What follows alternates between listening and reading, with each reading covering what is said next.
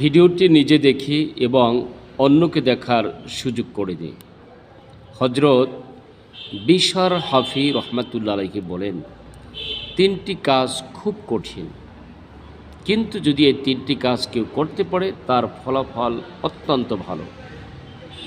তাই আসুন আমরা জানি সেই তিনটি কাজ কি, যেই তিনটি কাজ করা খুব কঠিন কিন্তু সেটার ফলাফলটা অনেক ভালো। এক নম্বরে হলো, যখন মানুষের অভাব আসে সেই অভাবের সময় দান করা।